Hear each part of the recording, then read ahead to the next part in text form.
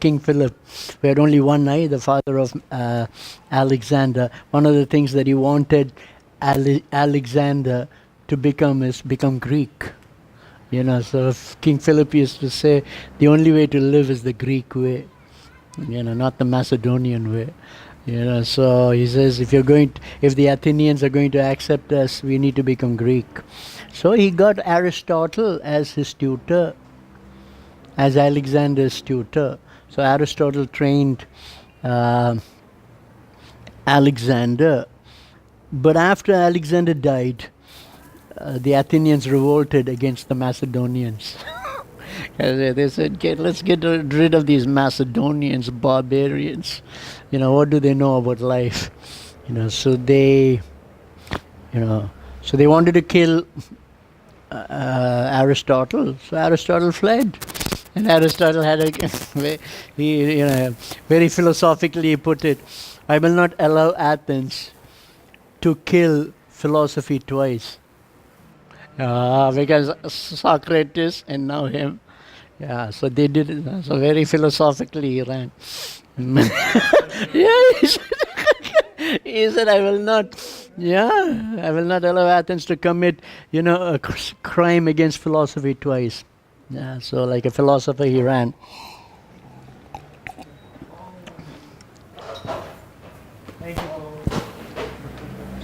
Yeah, and so,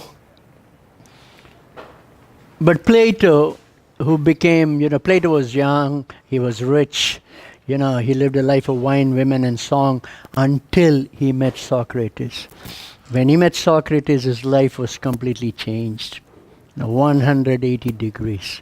From then on, he made the philosophical life or the philosophical quest his main thing in life. So when you say the Socratic Club, we are not saying that this is not about Socrates, but it's a tribute, you could say, to Socrates, because Socrates' quest for the philosophical life, willing to die for the philosophical life, and the way he transformed Western society because of it. So it's a tribute. So basically, the main emphasis here is philosophical, although, since we are Christians, but it's open to everyone, we would be also using the Bible, or Bible from a philosophical viewpoint.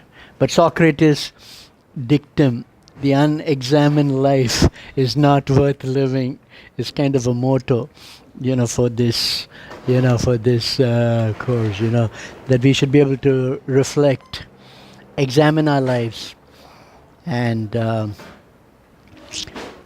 but I was telling you that he has his apology, in which just before he died, his friends is telling him, why don't you escape? His disciples were telling him, why don't you escape? He says, no, why would I? No, I don't want, I would rather die, and things like that. So he gives an apology, a defense for his philosophical life. It's actually a defense for philosophy. It's one of the greatest philosophical statements, and it's quite short. I have actually in my library a Dialogues of Plato. I bought it for 24 pesos. It's the Dialogues of Socrates. It's a gold mine.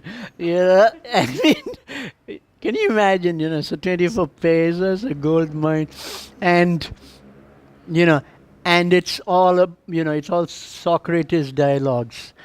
People asking questions and Socrates replying, or Socrates asking questions, but it makes you, and then Crito, all about towards the end. When I first read it, I was in tears. It's so beautifully written. He was kind of a poetic philosopher, my favorite kind of philosophers. Plato was also very poetic, but he didn't like poets. It's strange, he, in his Republic, in his state, that he came up with Republic, he wrote the Republic, which is about what a state should be, what kind of leader should be. Poets were left out of the state. That's the paradox. He's very poetic, but he didn't like poets. Aristotle, very prosaic, but he likes poetry. And so that, he actually talks a lot about drama, what is the purpose of tragedy and drama, and so on. So, so read some of his early dialogues, like Phaedo, uh, Crito, and especially his apology. It's easy to get get it on the internet. Which is really a defense, not just about Socrates. It's really it's a short defense on the philosophical life. And I do like I do, like philosophy, and I do like poetry. So I do like philosophical poems. And some of the best poets are also philosophers. Samuel Taylor Coleridge, the one who wrote the Rime of the Ancient Mariner, the 18th century British poet, he has one interesting statement. He says that he's actually a poet. He says, I hope my philosophy doesn't come in the way of my poetry. That's one statement. Okay. He says, I hope my philosophy doesn't come in the way of my poetry and hinder or be an obstacle in me continuing to be a poet. But he also says, when he talks about, in his essays about Shakespeare, he says that Shakespeare was a good poet because he was a good philosopher. And then he says that good poets are also good philosophers. Yeah, so you have these two, you have these two, statements. A lot of, my favorite Indian poets are philosophical poets. Even Bollywood, you get a lot of philosophical songs, philosophical poems. You don't get that much today. But in the 1960s, the Doors and some of the groups like that, Jim Morrison, who committed suicide, but he was a kind of a philosophical, songwriter. But you don't have too many like that in the West. But in India, you have a lot of philosophical songwriters or philosophical poets, and they are my favorite, kind of poets.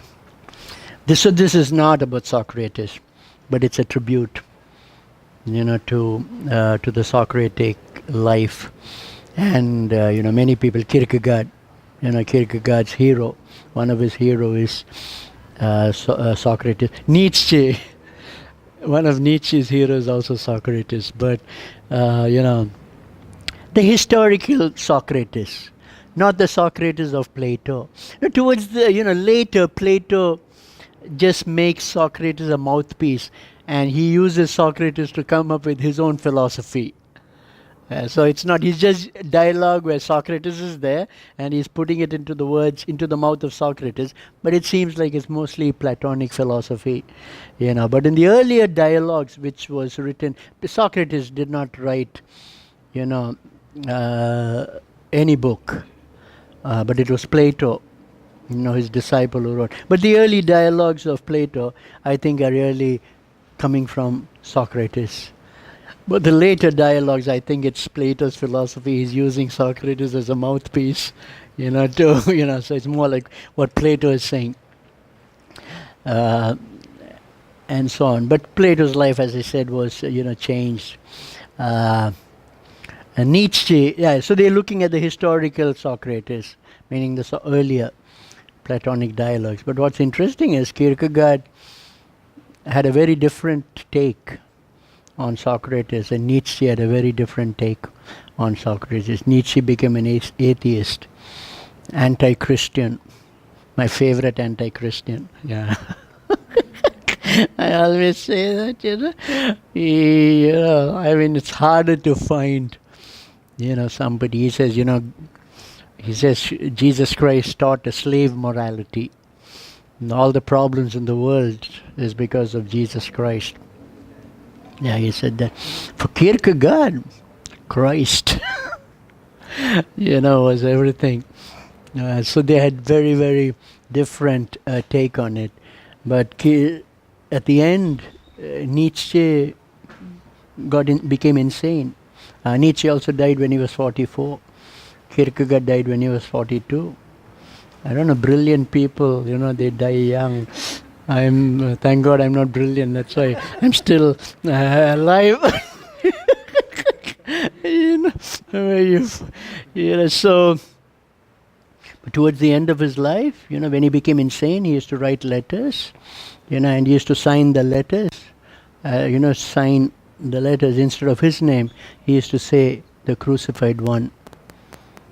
We don't know what happened, what was, going. I don't know what he meant by crucified one. Did he identify himself when he became insane with Christ, or what? I mean, I don't know. At least I don't know the answer, to that. But at one time, I started a class by saying that there is no God, and then I started 30 minutes. I taught why I believe that there is no God, and then. You should have seen the face of the students. What happened to Sir Sunil? He was seminary, right? So I just, 30 minutes. And you should have seen the expression of the student. But I'm serious. I'm not smiling or anything. And I say, I said, and things like, and yeah. And then I said, and then I told, after I finished that, I said, this is what Nietzsche would say. I don't, Is this one of the reasons why that you rarely show up in ATS because of your stunts like this? So anyway,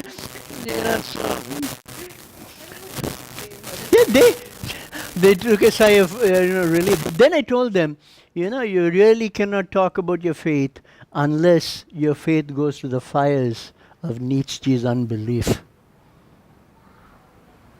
I said, you're never really ready to believe, or your faith is not really strong until it passes the test of Nietzsche's unbelief. And so I like Nietzsche better than a lot of evangelical writers. Nietzsche's challenge. Yeah, I like, I definitely like Nietzsche better than, we are on, so I'll not tell names, but, we're on camera, yeah, so later you guys can ask me. I'm just, but I do like Nietzsche better than a lot of other, other evangelical writers. But again, the Socratic method, he's asking questions. And, and I'll just close with this Nietzsche story, one of my favorite Nietzschean stories. Nietzsche was a genius, today we use genius sometimes very loosely, Pinoy genio. And you're wondering whether they're genio or, so yeah, that's, Filipinos, at least, but this is, he was real genius. When he was, but you know what? His doctoral dissertation was not accepted. Yeah, it was rejected. And maybe his advisor didn't understand. It was so deep. I don't know, so it was, but still, he was willing to get a job. He was going, so he went to Basel. He went to Basel, which is in Switzerland, and Albrecht Ritschl was one of the fathers of modern liberalism, modern theology, modern liberal theology. He gave a recommendation letter, so that Nietzsche would bring to Basel. And Ritschl was famous all over Europe, so he gave, he was only 24 when he went to look, to teach in university. And Ritschl, his letter of recommendation is just